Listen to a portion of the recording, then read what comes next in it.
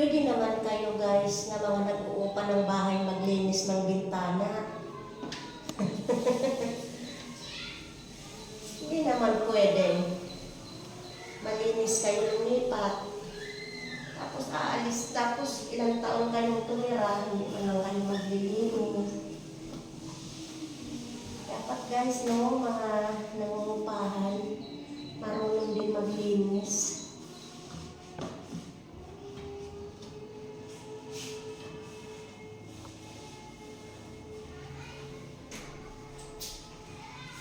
Hindi naman bawal.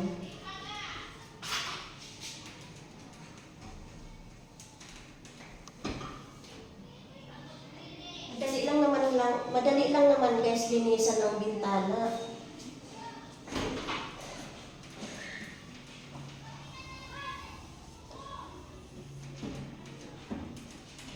Tapos, yung ganito guys, kahit ako noon namamasukan ng katulong, yung mga bintana ng amo ko, pag naglilinis ako, syempre nakikita mo maalikabok, lilinisan mo yan. Ayan, matatanggal yan, no?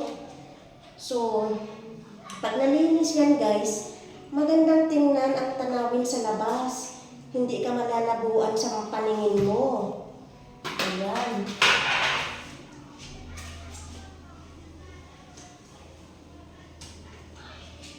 Dapat ganun.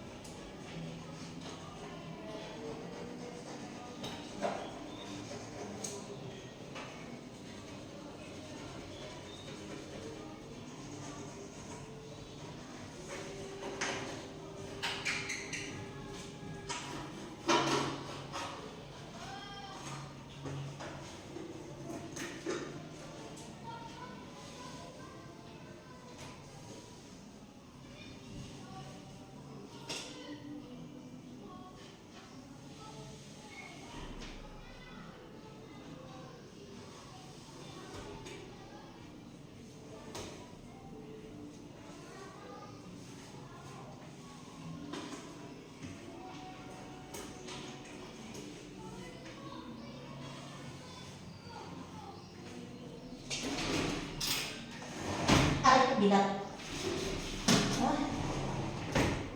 Okay, dito naman tayo sa kabila. Tingnan nyo. Ayan, kailangan. Yan mga ganyan.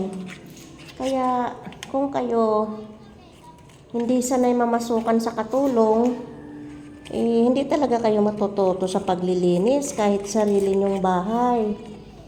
Ako kasi, namasukan ako noon ng katulong. Isa akong housemaid all around. Kaya, ginagawa ko ngayon sa bahay ko kung ano yung trabaho noon bilang isang katulong. Kaya nga, pag kayo ay tamad at bara-bara ang trabaho, naku, hindi pwede yan sa abroad. Kaya dito pa lang sa Pilipinas, dapat matuto na kayo magtrabaho ng tama. Yan o. Sabi nga nung mga nag-a-abroad, kahit makintab na yung nililinis nila, gaganyanin pa yan ng amo nila kung may alikabok. Oh, diba? Kaya dapat, ganun din tayo kapag nakatira sa ibang bahay or namamasukan or nangungupahan. Ayan o, dumi o. Pero madali lang naman yan guys tanggalin. Okay, bye-bye. Thank you.